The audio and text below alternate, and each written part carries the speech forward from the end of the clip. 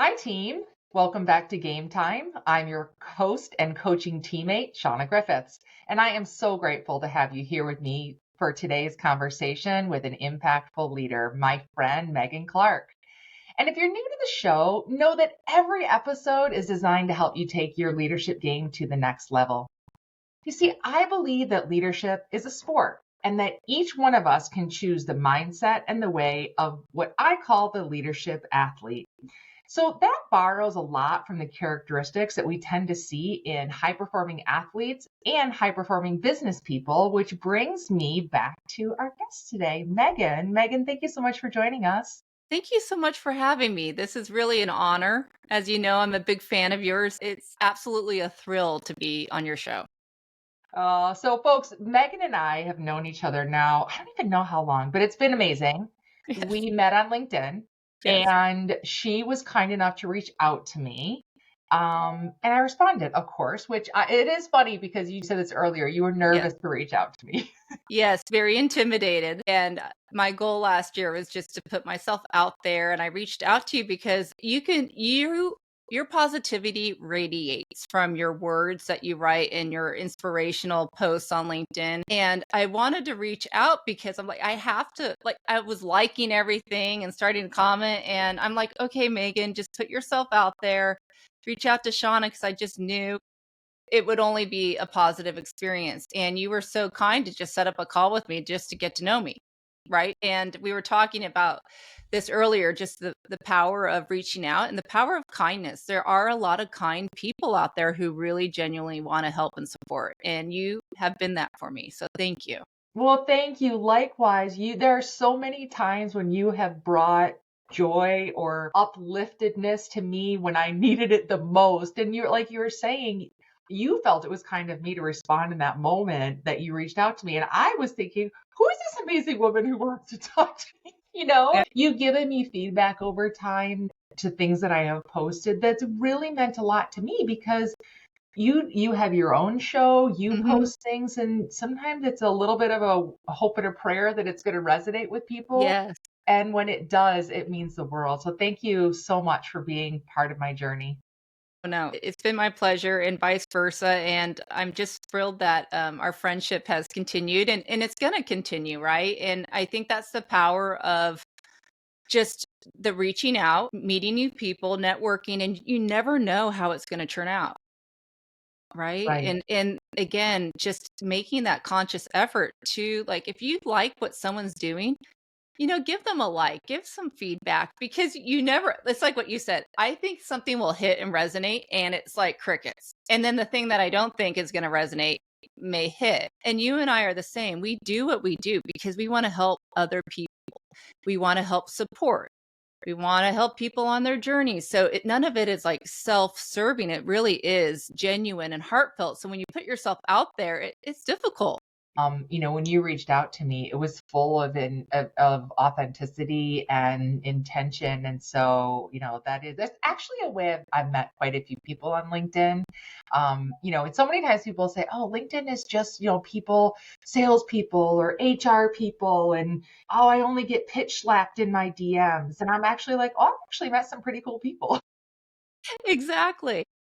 Exactly, but you're open, right? And that's such a key just in life in general, just being open. And I always say if I can learn one thing from a meeting, a call, an event, whatever it may be, then that's a win.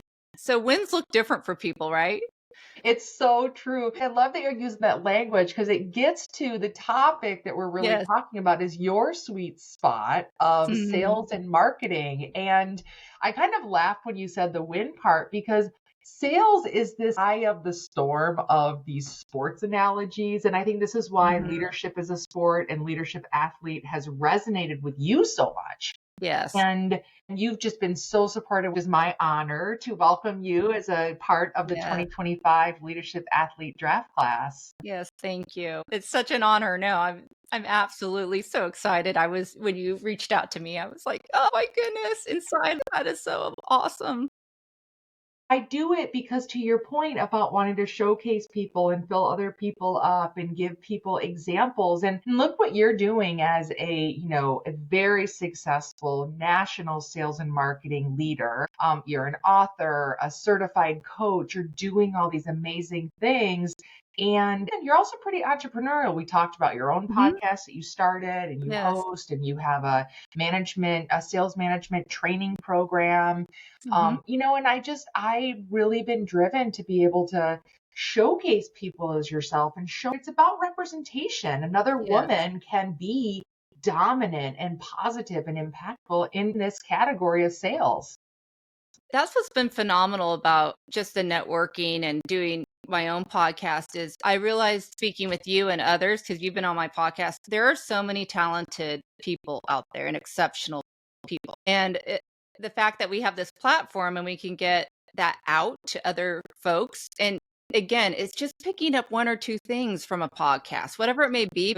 I love the fact that you do take into account who is showing up on your show. You make a very conscious effort. And I do as well. I only will bring folks that I really am inspired by myself and want to learn from. And I've learned so much from folks like yourself. So it's like what I said earlier, it's a win, right? So this is a win-win. But I do speak in wins a lot. It's the former athlete talk, right? It is. It's so true. And in sales, I talk about that. So I kind of joke around about it, but you've got your huddles. Literally, if you're pitching for business, you're up Yes. to bat, you're getting your reps in. It's all this breeding ground of sports language. But I think it's a perfect way to see these characteristics that we talk about: being Hmm. coachable, wanting to do your best, your teammates, those around you. And I think you do see them in high performing athletes. People demonstrate those things. And you do see that a lot in sales Yes. because, you'll see that competition, but a lot of times you see people, they're not so much competing against someone else, but they're competing with themselves every day to be able to reach their goals. Yes, sales is so difficult and it can be very lonely, right? And it's a conscious decision every day, especially if you're in field sales. Like, am I going to get out and have the discipline to start at a certain time? I always had this mentality that if I was going to invest in, say, like a lunch and learn or something, I'm coming away with a win, like an order, right? But like having that mentality every day, but each sales call, like, what am I coming away with? And it was actually my first manager in pharmaceutical sales. And I thought I was really like hot stuff. I'm like, oh, this is my first job. I'm like in Miami. I think I'm, great mid, in my 20s. And it's like, Megan, you're not really making an impact on your calls. And he goes, you need to think of every call like a volleyball game. And he goes, you need to come away with a win. So you need to basically close and ask for something, right? And instead of like, it's great, everyone likes you, but that's not going to get you anywhere. And so once he put that in my terms, my volleyball terms, I'm like, okay, game on. Each call was a very conscious effort Yeah. instead of just going in and going through the motions. And that's what I try to do today is just every minute, every call I'm on, be present, give your best, and come away with something.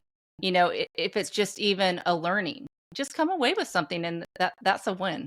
Yeah. And by doing that, by showing up that way, you're actually able to really actively listen. And Yes. to your point, when you're saying win, you're not necessarily saying you're going to get a close on every single call, but that win is that nugget of knowledge that Yeah. then you can come up with an insight from and bring it back to them. And that's going to get you closer to the win. But I love what you're saying about the intentionality that you bring to each call. Hmm. And the reason I'm pausing on it is because it's something that I've had to remind myself, and quite frankly, my coach has reminded me of, because I do a lot of pitching as I'm trying to attract new coaching clients, new consulting clients. And a lot of times it's just going to a call and meeting someone. But to your point, if you're intentional about, okay, this call, this is what it looks like if I get some sort of a win out of this call. And Hmm. that win could be you give them some information or you get some information. Yes. And it's the back and forth. But I do think that intentionality just changes the game. Most definitely. I think the way we define a win, right? It used to be really big for me, but now it's, staying on a call and being present. If I get off the call and I'm like, okay, I gave that person everything I had, And especially having a team, right? And being the leader of a team. We have calls. I mean, since COVID, as you know, calls are just insane, right? And it's back to back to back to back.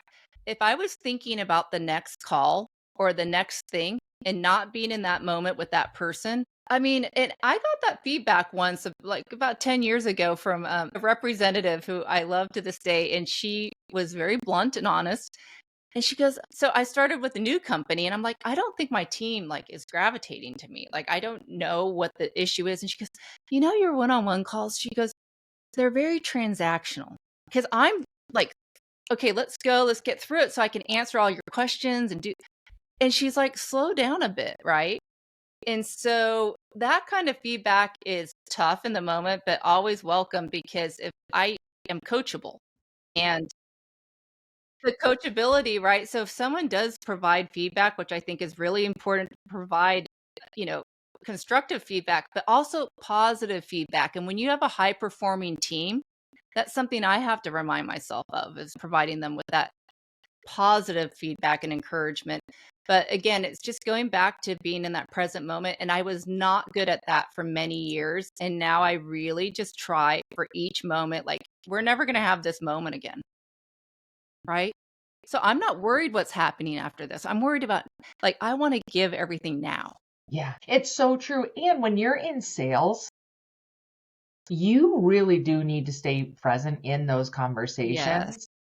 It is your responsibility to follow up. Chances are the person that you're pitching, the more you showed them that you actually listen to them, the more they will want to continue that conversation. Leads can get lost because the person wasn't really listening. That is so true. And I'm thinking about, I was put on a plan with a company. So after that pharmaceutical company, I went into medical devices and I won. So after that manager spoke with me, I turned around my performance, won President's Club, and I'm like, okay, next thing is medical devices. I start, and I was put on a plan within like 3 months of starting with that company. And I had the decision to make. Am I going to take the coaching from my manager? And of course, I had that immediate response. Oh, she doesn't know who I am. She doesn't know what she's talking about. And then I really thought about it. And I'm like, yeah, I need to put everything into this. And what I realized, I wasn't listening during the calls. I was so insecure because with the device we had, it was talking to all different types of surgeons. I felt like I needed to know everything that those surgeons did. No, I just needed to ask simple questions, find out what the issues were, and then meet that need for the customer.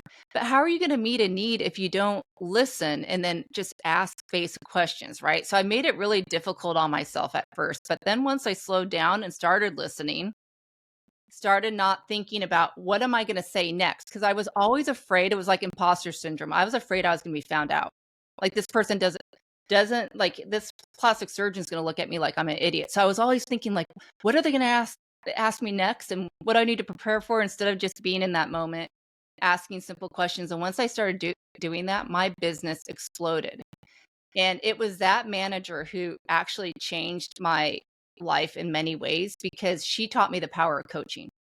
And that's why I am so big on coaching, is because of her and the time and energy that she spent in coaching me. I realized a lot of managers don't do that. And that's the difference maker. She changed my career, and I am so passionate about coaching. And it's funny because I look the whole sports thing, right? I look at Rick Pitino, right, and what he's doing at St. John's, and he is up out of his seat coaching the whole game. And I was watching another game, I won't say against what team, and the other coach is just sitting in a seat, not moving around. I'm like, this guy's 72 years old and he's given it everything he has. And I love that. It gets me like just so excited. Gets me so fired up too. I know. And here's the thing, like, she poured into you, and I bet by you receiving it and you being coachable and you then turning around your own performance, that actually then filled her up. Yeah. I've said that so much to people that I've mentored and coached over time. And I remember a lot of them not really seeing that in the beginning. Mhm. But then when I look at them and I see them flourishing, it's not that I take credit for it. I Mhm. actually just get excited. I'm Yes. so happy for them. And so I do think in coaching, in consulting even, it can be leadership training. It is Yes. such a give and take when you have both parties like that who are just really open and interested in it. And there is a lack of selfishness in it. Somebody I was talking to, he was actually on my show, John. I don't know why I'm blanking on his last name, but he was talking about leading by giving first. Mhm. And it's just such a nice way to say it. It really is true. So, Yes. Yes.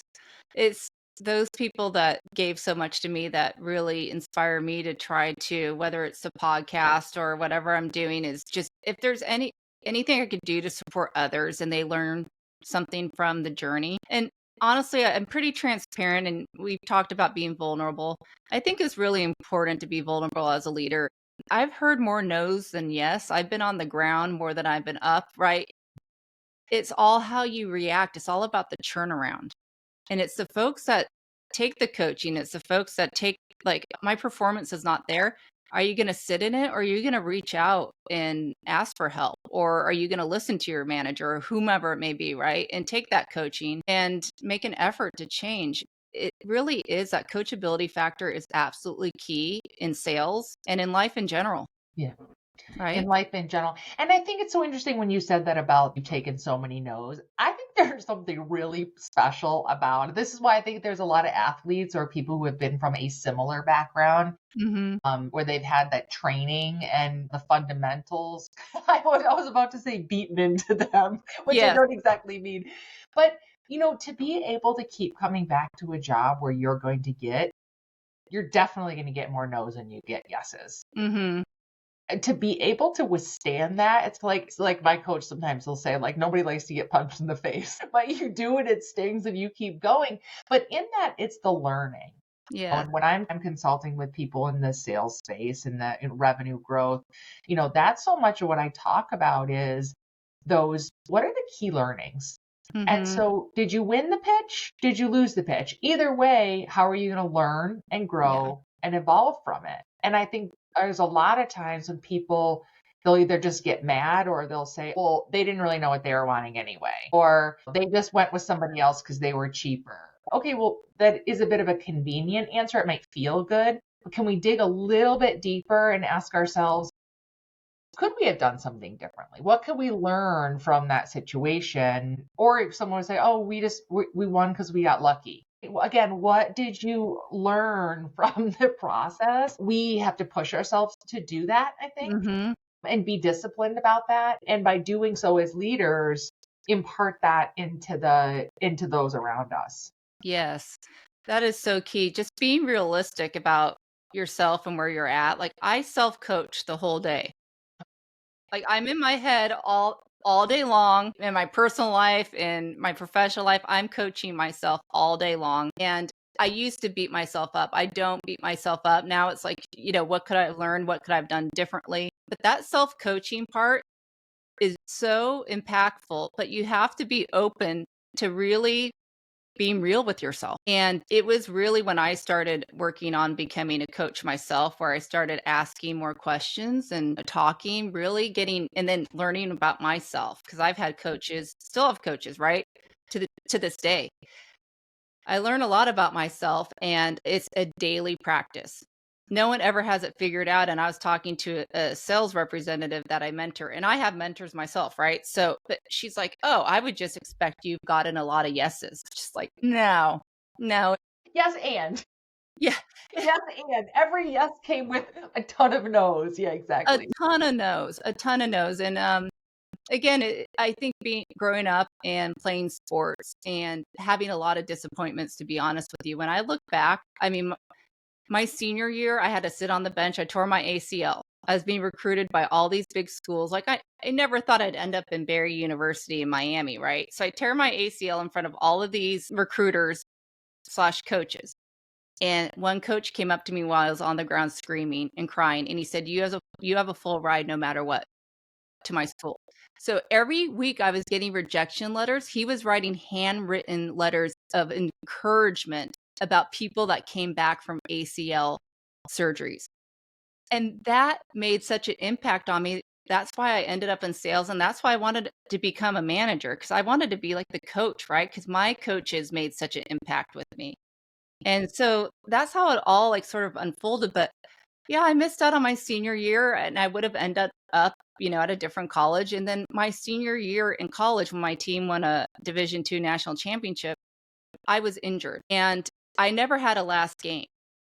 And I've never talked to anyone about this, because I was thinking about the other day, because I have never loved anything. I loved playing volleyball. I was hooked from the moment I played. And the disappointment of not having a last game, of not being a part of that championship when I was the setter, I was, a big part of why we were winning, and beat up my body, right? Yeah, yeah. I've never been able to run since like 23, 24. Beat up my body, but did it. And a lot of heartache, right?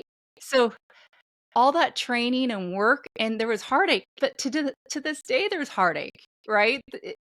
Thinking, oh, I should have gotten that position, or I should have been here or there. So those lessons, really being coachable and looking back on those tough times and what I did during the tough times to rebound, to this day help me, rebound.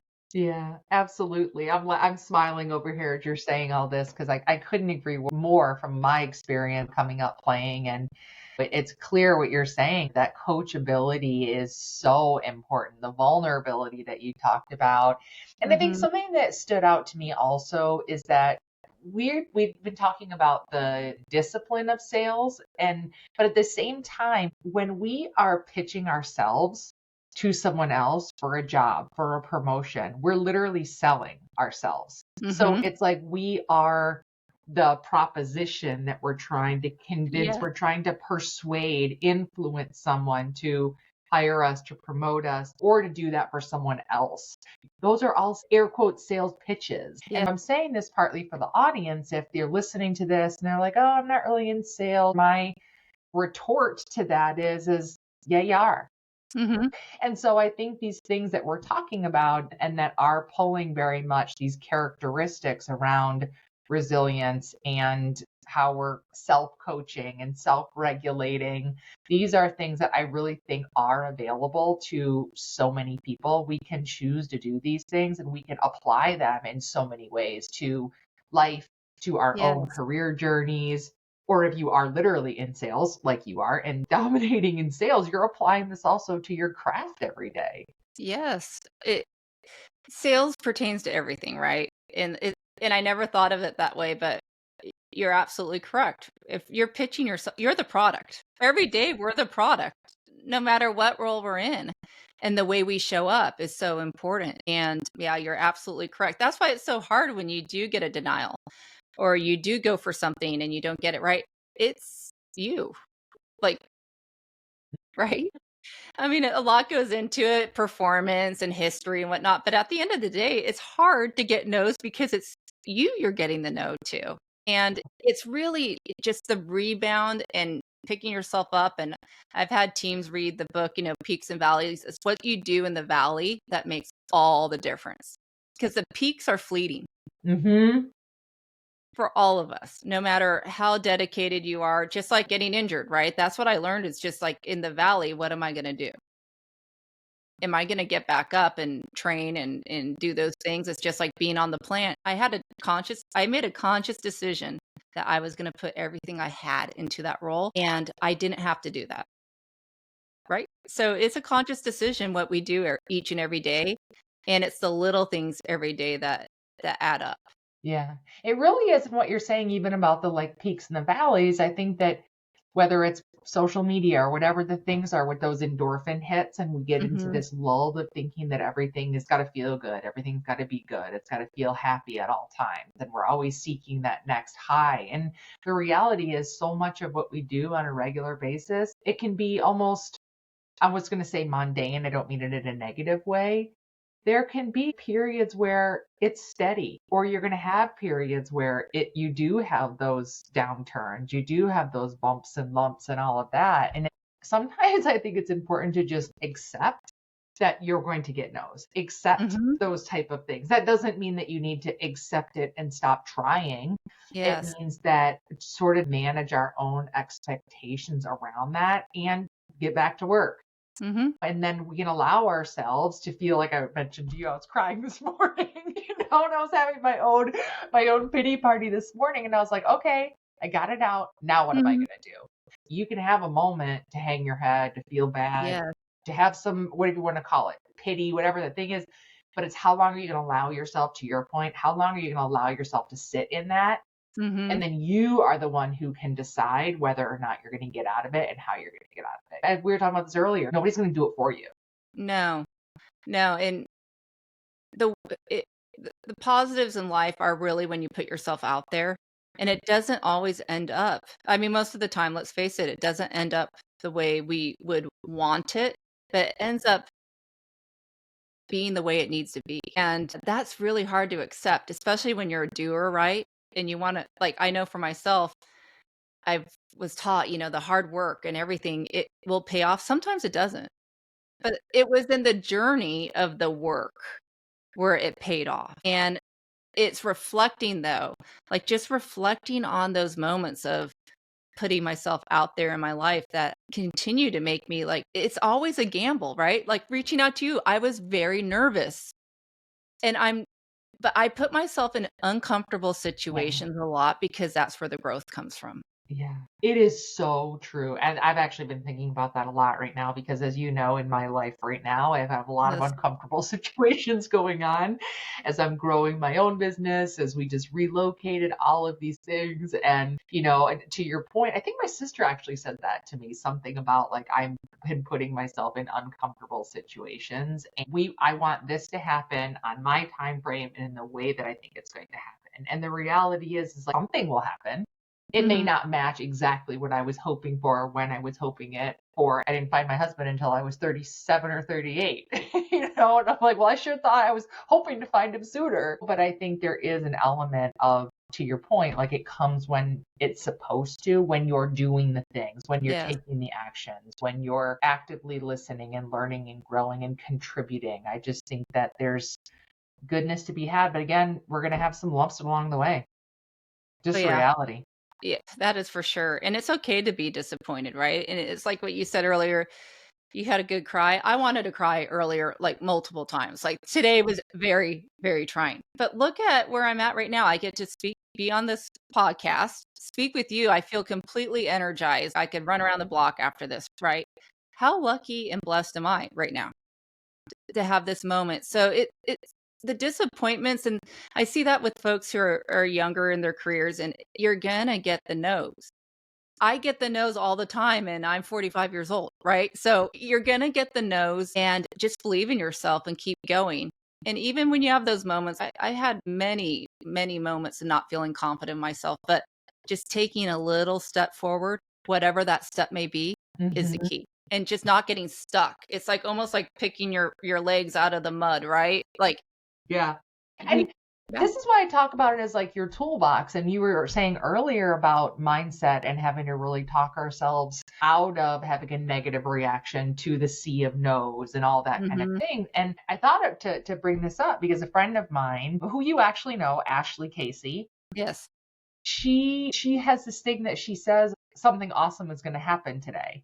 She says it Mhm. every day. And it's one of those things that if I find myself feeling a little frustrated or a little bit like it's not happening at the time, it's like, no, but something awesome is going to happen today. So I Yeah. try to adopt some of these little things. There's plenty of sayings you've been around me enough now to know I have little things that I say or share with others because it's our responsibility to have those tools in our toolbox that help us. Again, I've said a couple times that about if you're in a sales slump, right? Mhm. And so I'm actually curious about that. What are your thoughts about if people are listening and they're like, yeah, but I've gotten too many no's and I can't, and now losing has become almost a habit. Actually, I knew someone, they had like 17 losses at the start of the year. It was an agency that was pitching, and you're like, oh my God, that's just so demoralizing. You have so much expertise in sales and marketing. What happens when you're in a slump? How do you get out of it?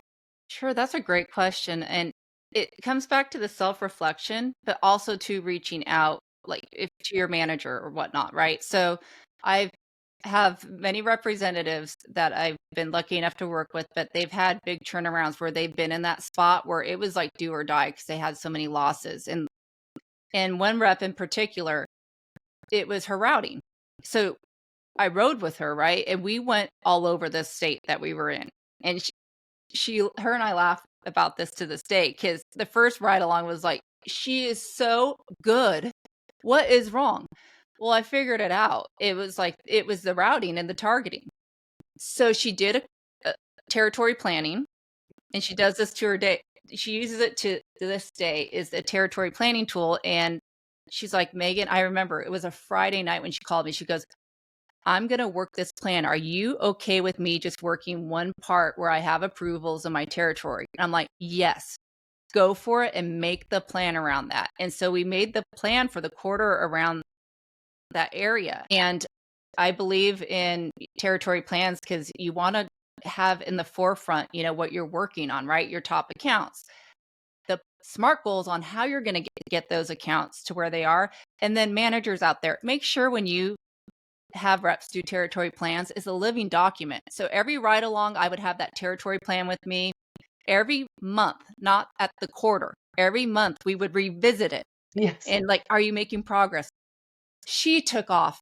She absolutely took off, won President's Club like every year that I was continue to be there. And she did the work, but it was just a change like that. So being self-reflective and being like, okay, something's not working, but managers, like your job is to get out there and see what your team's doing and to coach them, right? Coach them to whether it's routing, whether it is sales skills, whether it's using marketing materials, whether it's corporate resources where as the manager, hey, if I set the rep up with this person within the corporation, they could be an asset in that account. Like use your assets, use, the folks that you're working with.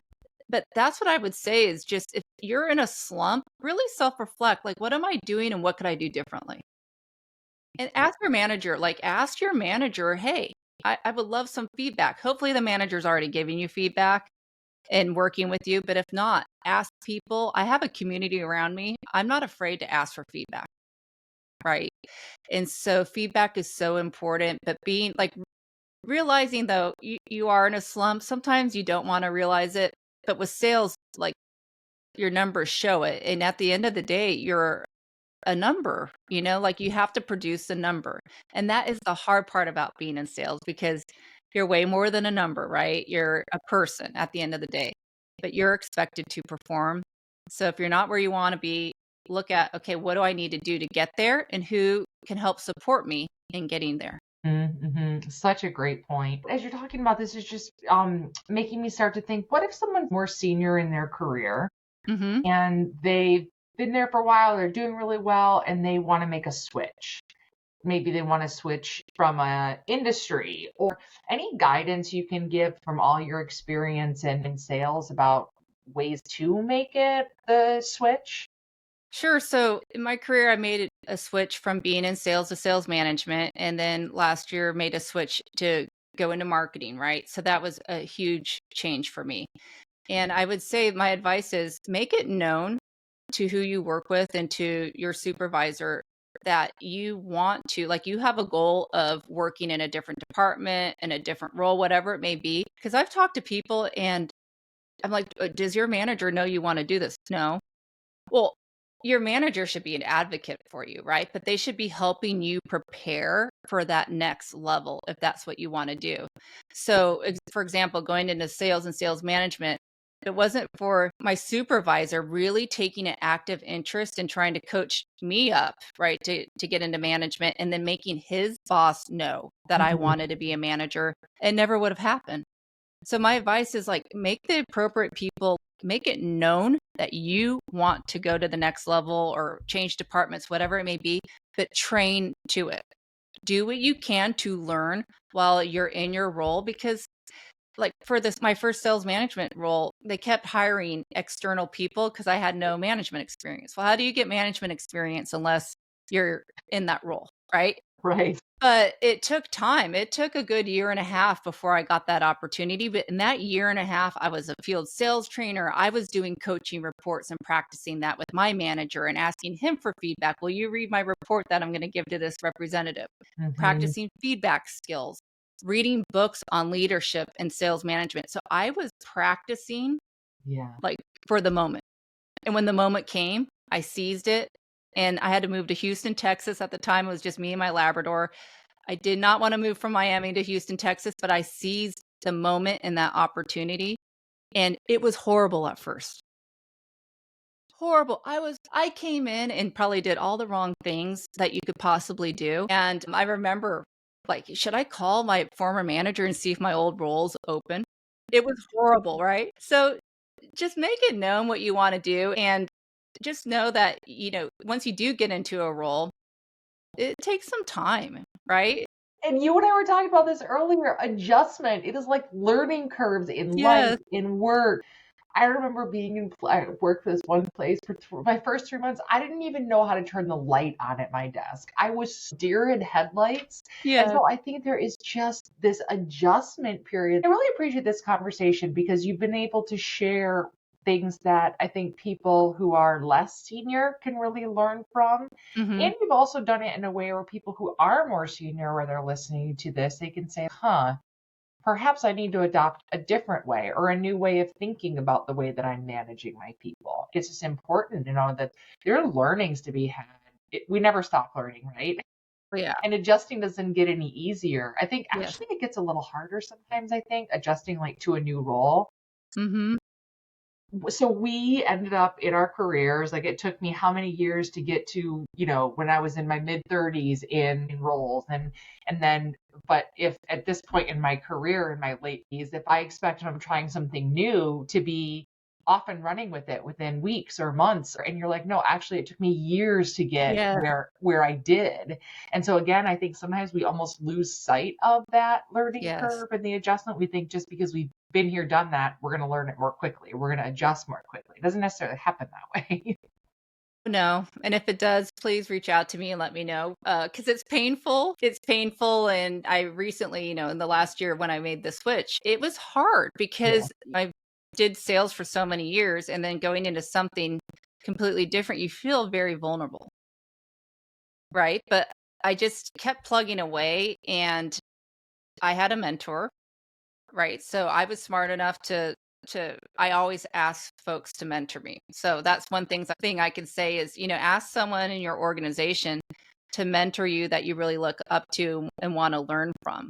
So I'm always open to feedback and how I can coach better and bring things to the table. And I just did that, asked, someone to mentor me this year. And again, nervous to reach out to them. Like this person intimidates me because they're so awesome, but did that, right? And so I think no matter where you're at in your career, the journey's never over. There's always something to learn. And those bumps are painful. But again, it's like what you do every day to pick yourself up.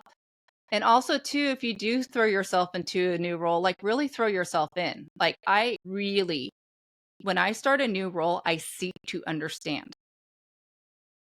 And I see that in others and mistakes they make is when they come in and they say, oh, well, I did that this way here. And I did, I did this. Why are you doing this? Well, how do you know the role is different, right? Whether it's a new company, a new role, like I really just seek to understand people and what their roles are, what they're doing, what are their difficulties, especially if you're new in a role. The best thing you could do is learn, okay, what people do I need to get in touch to help this person on my team? That doesn't mean you need to have 20 years of experience in that role. You can learn that very quickly. And then all of a sudden, you're showing your team that you are an asset, even if you're new, right? So just starting there and building from there is really important. Yeah. And it's a perfect way to build trust with people. Yes. And it's so important when you're coming in. And it's also if we kind of ditch this feeling of I have all the answers. I think that's another thing that happens when you reach a certain point in your career and people are looking at you to have all the answers. And when I'm leading groups of people and when in organizations having a team with me, most of the time I'm like, okay, folks, I'm just gonna throw out this idea. Please help make it better. Mhm. Well, because I think the Yes. whole idea around leadership, around the concept of leadership extracting intelligence from others and empowering other people is really so key. But again, these are things we have to remind ourselves, because we do get in these moments where we feel a little insecure, or our confidence wanes a little bit, and then we'll dig our heels in more and be like, but it's my way. Yeah, you're so right. Because being vulnerable, right, is not easy. And even if you get to know your team, right? But like, even yesterday, I was on a call with them. I'm like, I want you to poke holes in this Yes. idea. But it's knowing that this isn't perfect, right? Like, I know it's not perfect, but it's letting being comfortable enough to let other people in that you don't know everything, right? And they know I don't know everything, but it's being okay with asking that feedback. But you mentioned empowerment, and how much I love if someone asks my opinion, like, what do you think about this, right? I never look at it like, oh, well, why don't you know that? It's like we can all learn from one another. So the more that we are asking for different views and opinions and diverse views, the more we can learn.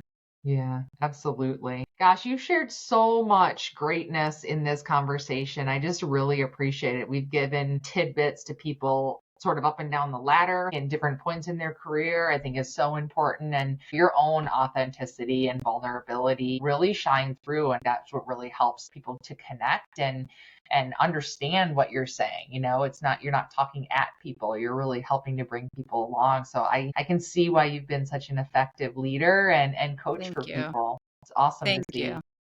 I appreciate that. And I think the more that we can support one another, the more it helps support your own life and growth. And I feel that. I feel like when I give, and I think we all feel this, when you have the positive energy, right? And you typically receive positive, Yeah. right? And it's the same thing with giving. You give and you get back so much more. And I really feel like management, leadership, it's an honor. You're a part of people's lives, and I've never taken that for granted. We all have the ability to make a difference in someone's life, and I think you always remember you never know what someone's going through too, and be a support. And if we all do that, wow, I mean, that's what it's all about at the end of the day to me. And it's like keeping the end in mind, what really matters. And at the end of the day, it's people and supporting one another. Makes such a difference. But so speaking of that, before I let you go, tell us about your podcast. Where can people find it? Sure. So my podcast is Tales from the Passenger Seat, a sales manager's journey. That name is because the most impactful moments in my life were really when I was in the passenger seat of the representatives' cars that I rode with, and being able to coach them, learn from them, all throughout the country and for many years. It inspired me to want to do this podcast to learn from other leaders and experts in the field of leadership, right? And bring that to the forefront, ask folks like yourself, right, questions and learn. And I have learned so much. So therefore, if my audience is listening, if they pick up 1 to 2 things that they can take with them, whether they're in sales or leaders to be, or in sales and want to just be a better leader, right? We can all be leaders.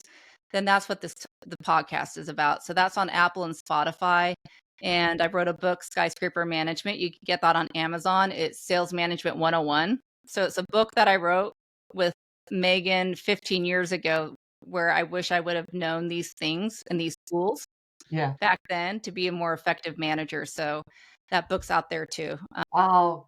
That's Yeah. amazing. And so that goes with your academy as well, right? So if we have Yeah. people listening and they're interested, tell us a little bit about the academy. Yes. So I taped basically modules on sales management 101s and coaching tools and I have free templates on my website, www.megan-clarke.com.